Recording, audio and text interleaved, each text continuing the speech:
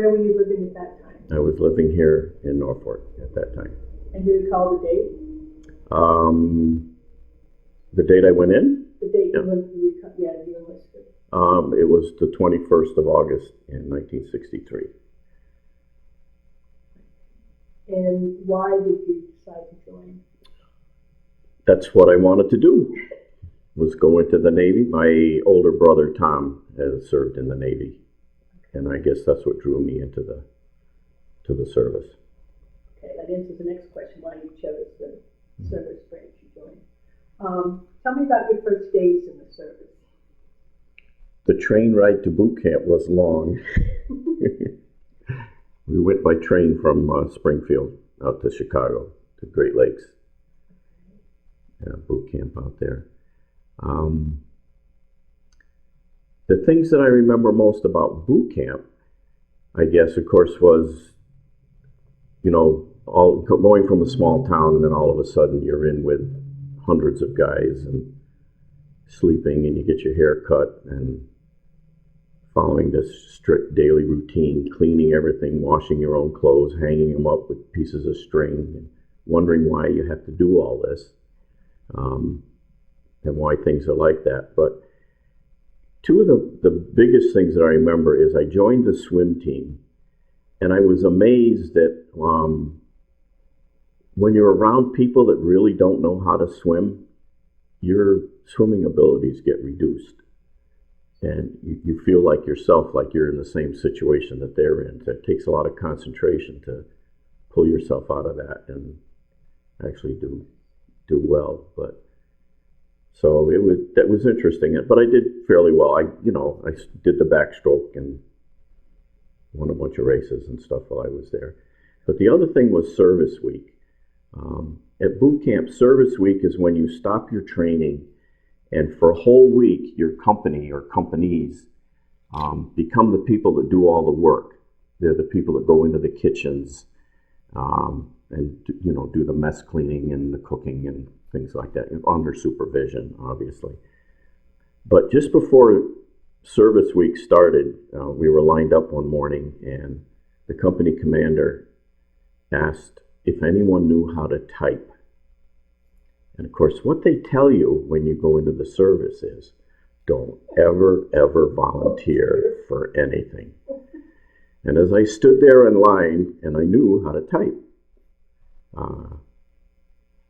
I finally decided that, you know what, I think they really were looking for someone that knows how to type. So I raised my hand, and it was one of the lucky things I did, because during that service week, what I became was the duty officer's secretary, basically what it was. And I typed out the daily orders, and I went around and inspected barracks and made sure people were on their posts and doing what they were supposed to be. And there were guys that were getting up at 3 o'clock in the morning and spending 16 hours in the kitchens and the mess hall and coming back and going to sleep for a few hours. And here I was, I had a 9-to-5 job for the whole week that was there. So that was the best thing I remember. So, but those are the two biggest things that I really remember about boot camp. Okay, so, great. How did you feel about it? Boot camp? Oh no, it was not too bad. Once you get over the initial shock of the thing, and my brother had talked to me and my father, and they play a lot of mind games and really, I mean, the things that they do, all the little nitpicking things, keeping their lockers perfect and folding your bed. It's in preparation, because when you consider it, here I was 17, because I was a kiddie cruiser. I went in I joined when I was 17, had to get my parents' permission. They had to sign a release so that I could join. So here you are, very young, and in a few months, you may be handling equipment that are worth millions and millions of dollars, and that was exactly the case in my case. So they have to know that you're going to do that. You can take care of, your clothes and your sheets and your pillowcases and everything, then you can take care of an aircraft, as it in my case. So it made sense later on. Good. Okay. Do you remember any of your instructors at boot camp? Oh yeah, my company commander. His name was Forbes. and he's in the book here somewhere. I won't look him up, but I think he was a first class. He wasn't a chief petty officer. He was a first class petty officer, but his name was Forbes, and yes, I do remember him. Do you remember anything particular about him? Was it No, just yeah, he was the company commander, pain in the butt. So how do you feel you got through it? You just figured that was... It was something I had to do. It was only for a few months, and so I did it. Okay. After boot camp, where'd you go? I went to the Naval Air Station in Memphis, Tennessee for a Class A school. I had actually wanted to be an air traffic controller. That was my goal for my first assignment. But because I was only 17 years old, I could not go to that school. You had to be 18 in order to go. So my next choice was aircraft mechanics. So I got the billet to go, and that's where I went, down in Memphis, Class A school for aircraft mechanics. Oh, no, I really don't remember. Of course, it was warm, being in Memphis, and this was in December. I did have kitchen duty for a couple of weeks before I actually started school. But then once I started school, I just remember starting, going through the classes, and I did very well, actually. I was looking at my class records and stuff, and I did very well. Out of 160 some people, I came out number 31, so I did okay with it. And interesting, while I was there, is my brother-in-law and my sister. He was also in the Navy. They were stationed there. So on weekends and stuff, and they had a house that was on base. So on weekends and stuff, I'd get to go and stay with them and have a home-cooked meal and everything with my sister. So it was kind of neat. That's not a bad So, yeah. So your assignment there was to go to school? Yep, A school, yep. Okay, and then where'd you go after that? And then I was assigned to Attack Squadron 46 at Cecil Field in Jacksonville, Florida. And what did you do there? I was an aircraft mechanic, a jet mechanic is what I came out of school as. And of course, there again, every time you go somewhere, your first assignment is to go to the mess hall. So I spent a couple of weeks in the mess hall. But then my first assignment would be a plane captain for the squadron. And you get assigned an aircraft, and you prepare it every day. You pre-flight it, you pre-check it, make sure all the fluids are right, fuel it up, do all that, clean the canopies, and then assist the pilots getting in and out of the airplane, systems starting it, things like that. Were you helping pilots that were actively engaged in the war? Well, She was stateside. So. Yeah, we were being there in the Mediterranean. They weren't, actively. The squadron ended up going to Vietnam on the Forrestal, actually. So they were on the Forrestal when they had that horrific explosion. I think that was, July of 67, I think, when that occurred. But I was out of the service by that time. So, but, yeah, no, they weren't, we weren't actively engaged in any part. We were just in there at the same time Vietnam was going on. Okay. So. And then where did you go after that? Well, we had the Mediterranean. I went on 2 Mediterranean cruises. The first cruise was on the USS Shangri-La, which is CVA 38.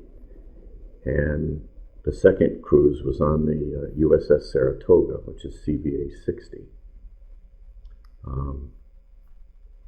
And then what was the date? We took part in the Cyprus, the Turkish and the Greeks and the Turkish Cypriots were having problems. And that's as close as we came to any conflict. The ship was sent over there to keep an eye on things. Now, while you were on the Shangri-La, you said, what were you doing there? They were plane captains at first, and then as I gained in, what I could learn, what I learned how to do, I was put into the power plant shop, and that's now instead of checking the planes every day and getting them ready for flight and stuff, you repair the aircraft, you fix what's wrong with them. When the pilots come back and they report a problem, you do the checks, the periodic checks on the engines after they fly for so many hours. You pull the engines out, they get torn down, you check everything, clearances, and then you rebuild them and put them back in the airplane, and they fly. So my specialty became what they call jet cowling, which is setting all the controls of the engine. It's like tuning the engine up. You're actually setting all the settings of how hot it runs, how fast it runs, and things like that. That became my specialty. And it was a jet, pardon me, what? Jet cal, it was called. It was jet calibration. Oh, okay. So you're calibrating the whole jet engine to make sure it functions properly. Oh, okay. So you didn't see any combat? Nope, no direct combat. No. Okay. Were there any casualties? Yes, we did. Lieutenant Commander, I can't remember his last name. There's a picture in here somewhere. Tweet, his last name was Tweet. And they were doing an exercise, and he flew into a mountainside, and nobody really knows why. Yeah. Lieutenant Commander Fred Tweet was his name. That was on October 25th. No, I'm sorry, April 7th, 1965. He flew into the side of a mountain. They really don't know why. There was one other death while I was on the ship from an accident. And I don't know who the pilot was, and I don't know what the date was, but he had a bad aircraft and had to fly into the barricades. When you can't land and catch the wires on the ship and you have to land, they put up a barricade, which is just a big net. And of course, when you do that, there's a lot of damage, and he got killed as a result of that. Yeah, he did. So it didn't catch. Well, he got caught, but it killed him when he got caught. So was any of the pilots flying on and off your aircraft carrier, you didn't hear about any casualties?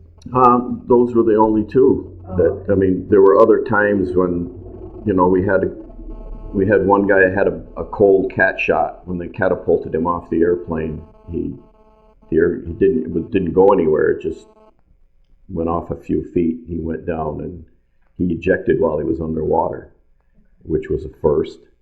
He was about 12 to 14 feet or something underwater, and they ejected him. And he didn't walk around too well for the next few weeks, but he survived. And then another guy during bad weather taxied off the side of the airplane, or the hangar deck, not the hangar deck, the flight deck, and went off into the water. But they got him too.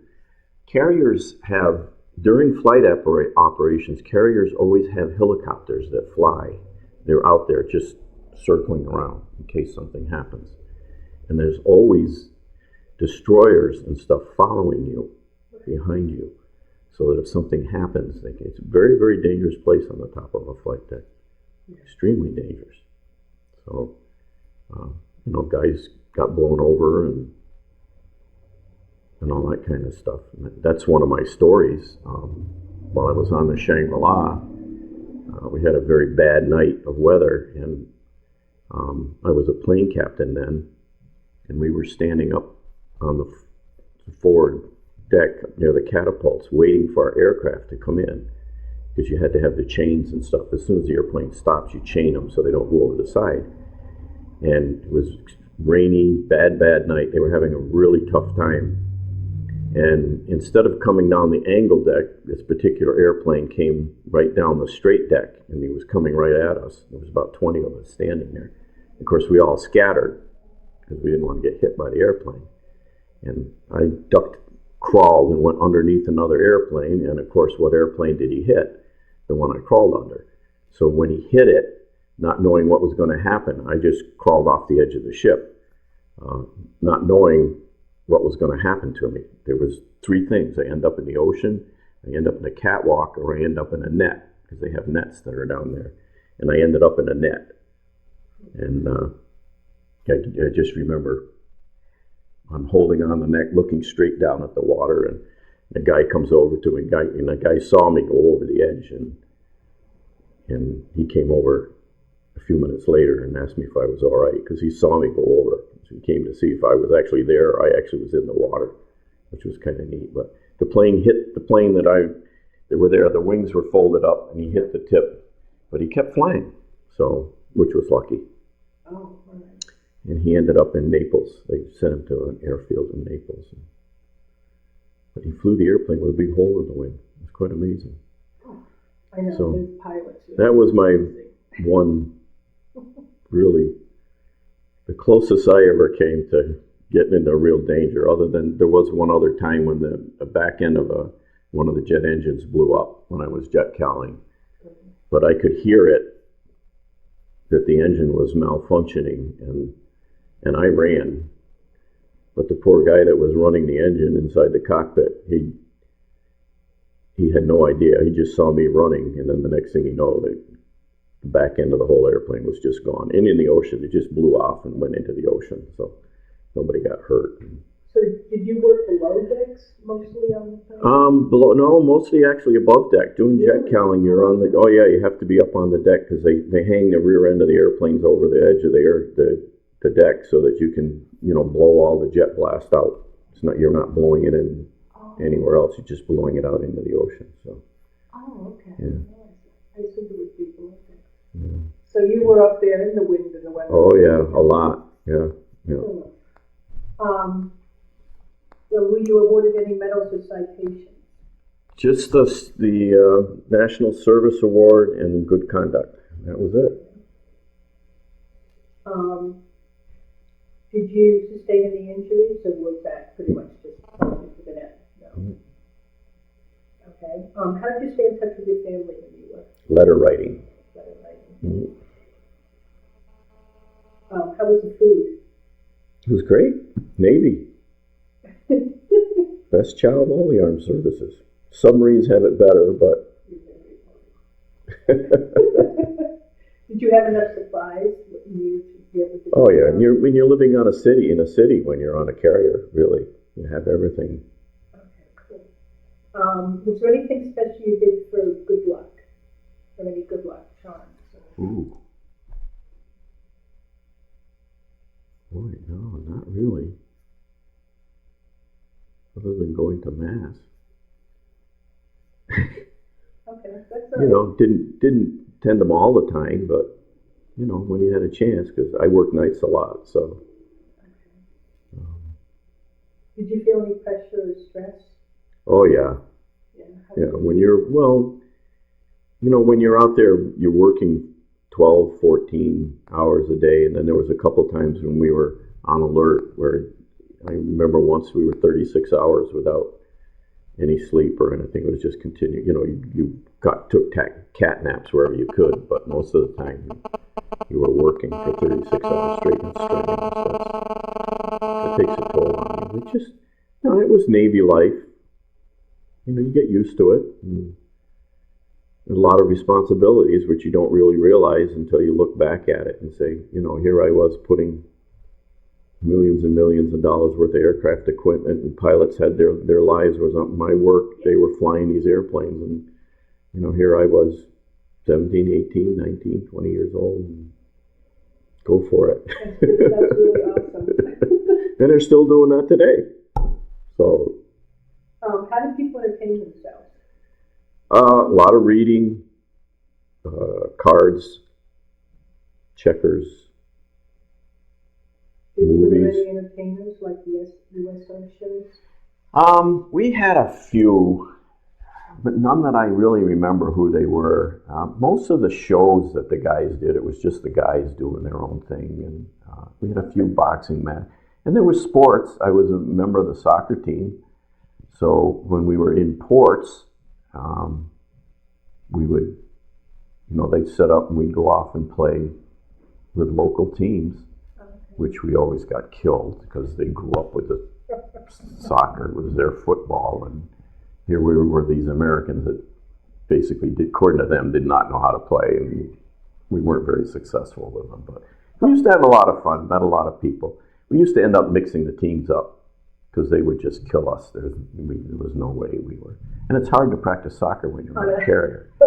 Because we used to buy up a whole bunch of soccer balls, and then of course we'd go out and try to practice on the flight deck, and it's not very successful because if you kick the ball off the flight deck, it's gone. You can't go out there and get it and bring it back. So when we run out of balls, you stop. No, when you run out, you stop practicing. That's all. Did you ever go on leave? Oh yeah. Where'd you go? Well, I mean, we went in. It wasn't a big leave over there. You know, it was just your days and weekends off. I had planned to go to to Jerusalem, to Israel and stuff. And we were going to take a tour. There was a bunch of us that were going to go on that tour, but it got canceled because of the Cyprus situation, so we didn't get to go. They canceled it on us. But no, Naples, Malta, Palermo. There was a couple of the Greek islands that we stopped at. Istanbul. That was a scary place. Did not like Istanbul. Gibraltar, Malta. Just tons of ports. So what did you usually do? Went into the town? Yeah, you just went into the town and got something to eat and had a few beers and went back. Did some sightseeing, picnicking. Remember going to the beach a couple times, Greek, when we were in Cyprus and stuff. Yeah, beautiful beaches. Did you stay there, or did you go back? No, we always went back to the ship. Okay. Were there any humorous or unusual events? Wow.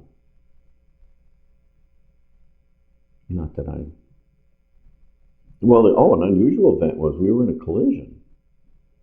That was the Shangri-La also. We collided with a destroyer during night operations. Actually, 4 guys got killed during that. I almost forgot about that. It was pretty horrific. They were doing some night operations, and the destroyer ran into us. Put a big hole in the ship. So we ended up in Naples for a while, patching up the hole, and it took them a while to get the guys out of it. The guys that got killed were all members of the destroyer, and it just flattened the whole bow of the destroyer. It was bad. So, yeah. And then there was one other time we were in Cannes. We were outside of Cannes, France, near the beaches, and someone opened a valve and dumped thousands of gallons of black oil that went right up on the beaches. It was not good. We spent days and days of working parties trying to clean that oil up off the beaches, and everybody just had to do that. Didn't matter what your job was. You went to the beaches during the day to help clean up the beaches. And that was a big international thing. I can remember my mother sending me articles that they saw in the newspaper. We got all the way back home. Yeah, it was bad. Not only you enjoy the beach.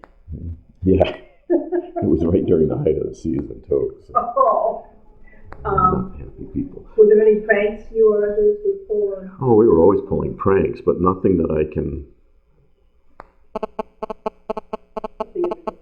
Well, one thing we used to do quite a bit was amongst ourselves, the plane captains and stuff, is we used to make cobwebs. If your plane ended up sitting somewhere for a while and didn't get used, or somebody was waiting for a part or whatever, and we used to make up these cobwebs out of string and put them up on the intakes and in the tails, and the guys would open up compartments and there'd be cobwebs in there that were made out of string and stuff. So that was about. You had to be careful. You couldn't mess too much with the airplanes. You get in trouble. Yeah, especially when you had to go out again. What did you think of the officers and fellow servicemen? Like everything else, there were a couple of service people that I did not get along with. Yeah. I mean, you can expect that, but nothing that was detrimental. Most of the officers and everything that I dealt with were great, good people. Oh, good. Yeah, I have all good experiences.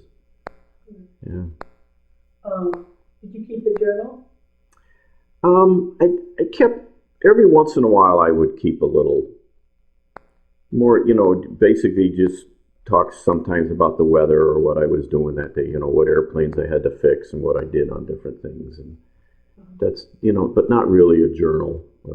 Not really like a memoir. No. Or anything like that. No. Okay, but that's interesting. Where were you when your service ended? I was at Cecil Field in Jacksonville, Florida. Is when my time finished out. What was that day like when you got discharged? That was 50 years ago. Well, was it something? I counted down the days. I remember counting the days down, and I had so many more days, and so many more days, and so many more days, and then I actually put a note in here that said I'm on the airplane on my way home. So, I looked forward to it. They tried to get me to stay. They offered me a promotion, and they moved me up to I was the assistant shop supervisor. They were hoping that would get me to stay, but I basically spent almost the most part of all my time I was out at sea. Actually, we didn't talk about the Intrepid. I was on the Intrepid. Oh yeah. The Intrepid was a carrier, and it was an attack carrier. Then they changed it to a troop carrier, where they just had helicopters and things on it, and then because of Vietnam, they wanted to put it back into service, so they wanted to get it back into shape so that it could handle jet airplanes, regular squadrons again, so we could go to Vietnam. So we were the first. I was picked as part of the crew that went to re-indoctrinate them into jet aircraft and do the training with them to get them ready for jet aircraft. And then our squadron was the first squadron to land back on that as a jet squadron for many years. So that was an interesting. And then we went down to Guantanamo Bay in Cuba. And of course, this was after all the Cuban crisis. It wasn't during the Cuban crisis, but after it. But so that was an interesting time in the service. So you mostly prepared it to go back into jets, but you didn't go into. No, they didn't. We didn't. We were on it for, I don't know. It was I think almost 2 or 3 months, but it took to get them so that they were proficient in handling the jets and everything, and then we just went back to Cecil Field, and I don't know where it went after that, where the Shangri-La went. But the next time that the squadron was deployed, it was deployed out to the West Coast and onto the Forrestal on the West Coast. So, and that's where it had that horrific explosions that took place, and many, many, many people died on that. It's really bad. Yeah. So. Did you know any of the people? Oh yeah. You did? Yeah. There were 5 or 6 of them that were still with the squadron that I knew well that died in it. And I didn't find that out until just, it was 7 or 8 years ago when I went to Washington D.C. and there was a monument there of all the guys. And then when I read through the names, that's when I found out that who had actually perished in that. So some of the guys that I did work with and knew. It might have been me if I'd stayed in. So. Yeah. So they went on. And was that, what ship was that on? The Forrestal. The Forest Hill? Forrestal. Forrestal. Mm-hmm. Is that Forstall? Not a good speller. Oh, okay. I'll look it up. Don't worry about it. Okay, what was your homecoming like? Very quiet. Yeah. I flew into Bradley, got picked up. It was nothing special. Just went home. So here I am. And then, what did you do in the days and weeks afterwards? Well, I took a trip.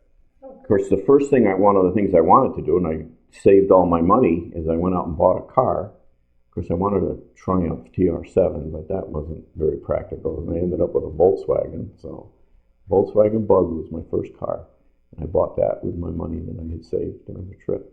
And I went on a trip. I just took a vacation for a couple of weeks. Yeah, did you go back to school? I did. That was my next step. I'd actually signed up for a school in down near Philadelphia, and went down there and was ready to start. And a couple days before I was supposed to start classes, the school burned to the ground. So they had a huge fire and burned to the ground. Oh my gosh! So that delayed all my plans to school, and ended up going to East Coast Aerotech at Hanscom Field up in Lexington, Massachusetts, near Boston. And I continued in aviation and got my federal airframe and power plants license so that I could work on any aircraft. Oh, okay. Is that where you worked on the space shuttle? Well, that came a little bit later. I went to work for Command Helicopters at Bradley Field when I finished school. Okay. And Command Helicopters are the same helicopters that they use on the Navy ships, on the carriers. Those were I spoke about the helicopters that were always in the air, yes. And those were all Command Helicopters. So I'd known them and ridden in them before. But so then I ended up working on them for 3 years. I worked on them and kept getting laid off because of contracts. So I ended up going to work for Hamilton Standard Systems Center in Plainfield, where we made gyros for the lunar landing module. Okay. So I have work that I did that is now sitting on the moon. That's kind of neat. Tell the kids that. Okay. So that all stemmed from my start in the Navy, aviation. Yeah.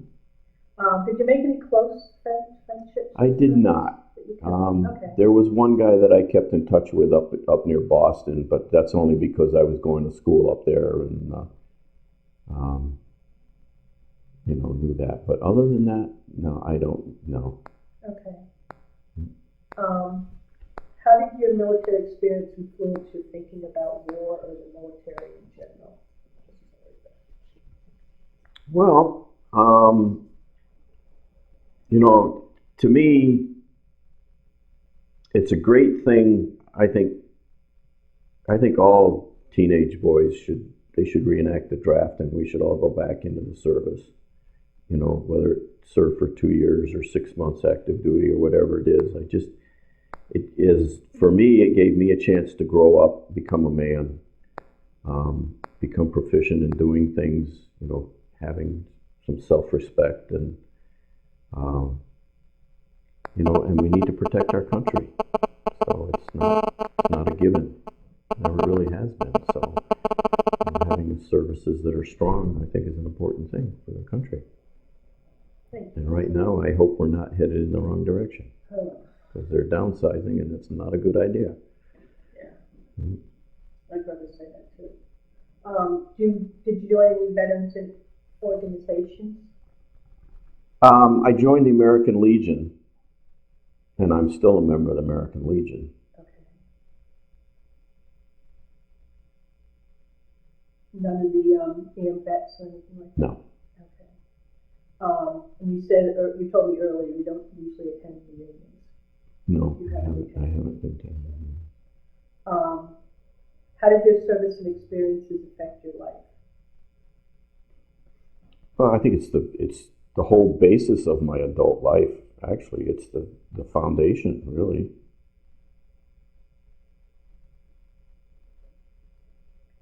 Okay, so anything like to add that hasn't been covered? I don't think so. Great. Good. Thank you so much. Okay. I really appreciate it.